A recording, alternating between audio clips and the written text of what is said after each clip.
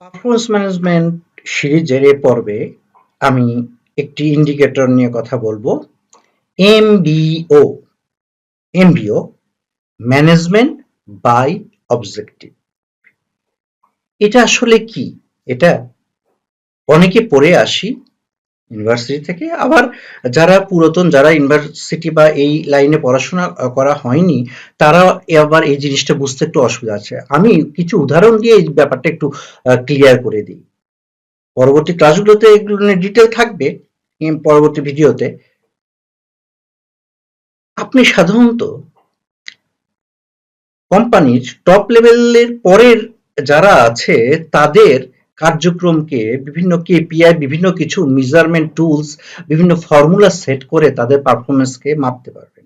কিন্তু যারা উপর লেভেলে কাজ করে, তারা ফিউচার নিয়ে কাজ করে, তারা ড্রিম নিয়ে কাজ করে। তাদের আজকের যে কাজটা তারা করছে, তারা 5 বছর পরে তার রেজাল্ট হয়তো পাবে, 3 বছর পরে হয়তো পাবে।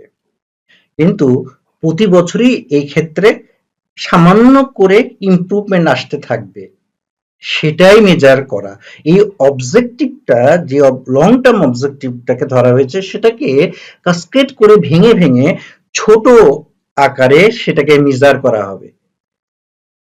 উদাহরণস্বরূপ আমি বলি, শাহিন সাহেব মার্কেটিং হেড, উনার বর্তমান যে কাস্টমার গুলো আছেন, সে কাস্টমার গুলোর ভিতরে ভালো কাস্টমারই আছেন, কিন্তু উনার অবজেক্টিভটা সেট করা হলো যে Puma, Adidas, Marks and Spencer, Levi's এ জাতীয় নাম করা বায়ারদের অনবোর্ড করতে হবে।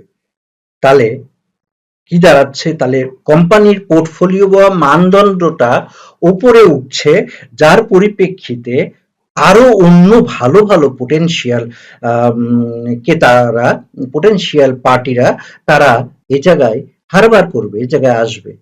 তাহলে প্রথম বছরই যে একবারে এই সব বড় বড় কোম্পানি আপনার কাছে আসবে তা তো না। অন্তত একটা হলেও তো এই বছর আসবে, এবং অন্যগুলোর সাথে ডেভেলপমেন্টের স্ট্রেস চলতে থাকবে, সেটাও তো ম্যানেজমেন্ট দেখতে পারবে। সুতরাং এক্ষেত্রে অবজেক্টিভটা কি? এক্ষেত্রে অবজেক্টিভটা হলো যে পোর্টফোলিওকে এনরিচ করতে হবে, বা পোর্টফোলিওটাকে লুক্রেটিভ করতে হবে। তার অ্যাকশন হিসেবে কি? এই ধরনের রেপুটেড কাস্টমারকে অনবোর্ড করতে হবে। এটা একটা হতে পারে। আবার তার যেটা হতে পারে যে সে যে পরিমাণ র ম্যাটেরিয়াল কনজিউম করছে, সে কনজিউমটা একই প্রোডাক্ট করবে, কিন্তু র ম্যাটেরিয়াল কম কনজিউম করবে। কিভাবে?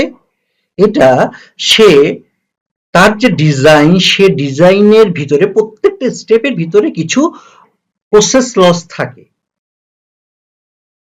আপনাদের বাসা বাড়িতে গ্যাস সাপ্লাই হলেও তার প্রসেস লস থাকে, ইলেকট্রিসিটি তারও প্রসেস লস থাকে। তো সে তার ক্ষেত্রে এটা কি হবে? সে প্রসেস লসটা কমাবে ডিজাইনের ক্ষেত্রে, যে যাতে যে হিসাবে ইনপুট হিসাবে বা ক্রেতার কাছ থেকে টাকা নিয়ে আসা হবে, নিজের ইফিসিয়েন্সিটাকে বাড়িয়ে সেটা বেশি নিয়ে, যেটা নিয়ে আসা হচ্ছে ইফিসিয়েন্সিটাকে বাড়িয়ে এই লভ্যাংশটা কোম্পানির ঘরে তোলা। আবার যদি আমরা চলে আসি অন্য ডিপার্টমেন্টের ঘরে, যে ধরে নিই আমরা supply chain department. Supply chain ডিপার্টমেন্টের ইয়েটা কি হবে? তাদের যে তাদের যে অবজেক্টিভটা থাকবে, যে তারা যে পেমেন্ট, পার্টিদের যে পেমেন্ট এখন যে কয়দিনে দিচ্ছে, তারা আস্তে আস্তে আগামী 5 বছরে সেটা কে আস্তে আস্তে বাড়াতে বাড়াতে একটা পর্যায়ে নিয়ে যাবে, একটা টার্গেট সেট করে দেওয়া হবে। তাহলে কি হচ্ছে? যদি প্রতি বছর 5 দিন করে তারা ডিলেতে এই পেমেন্টটা দিতে পারে, তাহলে এই 5 দিনের যে ব্যাংক ইন্টারেস্টটা, এটা তো কোম্পানিতে থেকে যাচ্ছে। এভাবে ফিনান্স ডিপার্টমেন্টেরও লং টার্ম অবজেক্টিভ সেট করে সেটাকে কাসকেড করে শর্ট টার্মে নিয়ে এসে সিনিয়রদেরটা তারা কোম্পানির অবজেক্টিভটাকে মিট করছে কিনা সেটাকে মেজার করা হয়।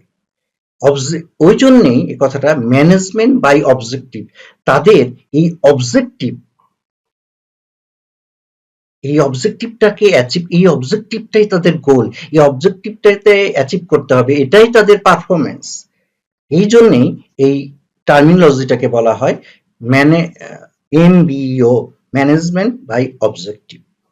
পিটার ডাকার এর নাম শুনেছেন,